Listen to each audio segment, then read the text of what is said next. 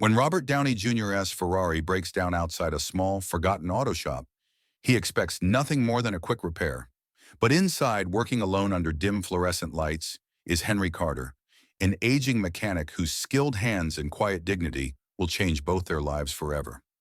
When Robert Downey Jr.'s Ferrari breaks down outside a small, forgotten auto shop, he expects nothing more than a quick repair. But inside, working alone under dim fluorescent lights, is Henry Carter, an aging mechanic whose skilled hands and quiet dignity will change both their lives forever. Robert Downey Jr. was driving his borrowed red Ferrari through Los Angeles when the engine started making strange noises. Just as the sun was setting, the car finally broke down in front of a small, old-fashioned auto shop. The shop wasn't fancy, just a simple garage with dim fluorescent lights and tools hanging on the walls. Inside, Robert met Henry Carter, a 72-year-old mechanic with gray hair and hands covered in grease marks from decades of fixing cars. Henry had been running his shop since 1974, surviving when many bigger repair shops had closed down. People trusted him because he was honest and knew how to fix things properly instead of just replacing parts. When Robert walked in, Henry didn't recognize the famous actor. To him, Robert was just another customer with a fancy car that needed fixing. As Henry leaned over the Ferrari's engine, his experienced hands quickly found the problem. While working, he felt sharp pains in his chest, but he ignored them. This had been happening more often lately, but Henry was stubborn and didn't want to show weakness. He focused on fixing the car instead of worrying about his health. When the car was running perfectly again, Henry refused to take any money from Robert. "Seeing a car run right is enough for me," he said. Robert was surprised and impressed by Henry's attitude. In a city like Los Angeles where most people cared about money and fame, Henry only cared about doing good work. Before leaving, Robert promised to come back and bring coffee, though Henry joked that it better not be that fancy Starbucks crap. That night, Robert couldn't stop thinking about Henry. There was something special about the old mechanic, his honesty, his pride in his work, and his no-nonsense attitude. Robert searched online for information about Henry's shop and found a simple website with old photos. What really caught his attention were comments from Henry's customers over the years. One person wrote about how Henry fixed their car for free when they were broke. Another mentioned how Henry stayed late to fix their truck so they could get to their night shift. A third person shared how Henry had fixed their father's old car for a funeral without charging extra. Robert realized that Henry wasn't just a mechanic. He was an important part of his community who had helped countless people over the decades. He decided he wanted to do something to thank Henry, not with money since Henry wouldn't accept that, but by helping preserve his legacy somehow. Before Robert could put his plan into action, he received an unexpected phone call from Bill, the owner of the laundromat across from Henry's shop. Bill had recognized Robert and called to tell him that Henry was in the hospital. He had collapsed while working a few days after Robert's visit. Robert immediately drove to Henry's shop and found it closed with a handwritten sign saying, "Closed indefinitely," taped to the door. Concerned, Robert went straight to County General Hospital to visit Henry. The hospital halls were quiet and smelled of antiseptic. When he found Henry's room, the old mechanic was lying in bed, looking pale and tired, connected to machines that monitored his heart. Despite his condition, Henry still had his sense of humor. "Don't tell me your car broke down again," were the first words he said when he saw Robert.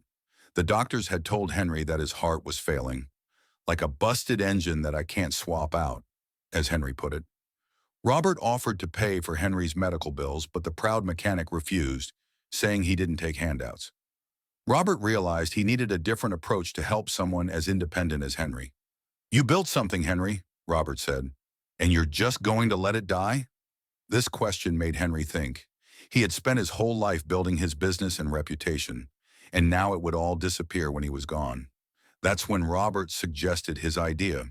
Instead of just paying Henry's bills, he would help transform Henry's shop into a place where the old mechanic could teach his skills to the next generation. When the shop reopened, people from all over the neighborhood came to see it. Former customers brought their children and grandchildren. Young people who wanted to learn about cars showed up hoping Henry would teach them. Even people who had never been interested in mechanics before came to see what was happening.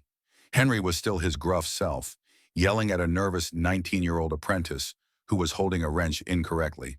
"If you're going to fix a car, at least hold the damn tool like you mean it," he barked. The young man quickly adjusted his grip and tried again, eager to learn from the master mechanic despite his tough teaching style.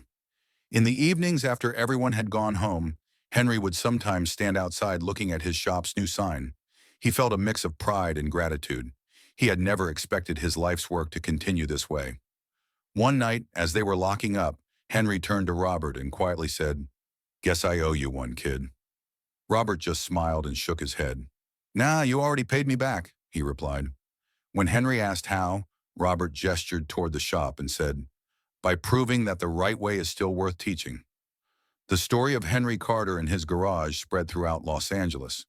People started bringing their cars from across the city to get them fixed properly or to learn from Henry. The old mechanic's health improved as he found new purpose in teaching others. He still had bad days when his heart gave him trouble, but having something to look forward to each morning made him fight harder. What started as a chance breakdown of a Ferrari had turned into something meaningful for both Robert and Henry. Robert had found a way to make a real difference in someone's life beyond just giving money, and Henry had found a way for his life's work to continue even after he was gone. Through their unlikely friendship, both men had learned that some stories aren't meant to end, and some legacies deserve to be preserved. As the sun sets on the Henry Carter Technical Garage, the old mechanic stands beneath his new sign, a small smile crossing his weathered face. Some stories aren't meant to be forgotten, and some people, like Henry Carter, remind us that doing things the right way will always matter. Because in a world of quick fixes, the ones who take the time to truly repair what's broken are the ones who leave a legacy worth remembering. As the sun sets on the Henry Carter Technical Garage, the old mechanic stands beneath his new sign, a small smile crossing his weathered face. Some stories aren't meant to be forgotten, and some people, like Henry Carter, remind us that doing things the right way will always matter. Because in a world of quick fixes, the ones who take the time to truly repair what's broken are the ones who leave a legacy worth remembering.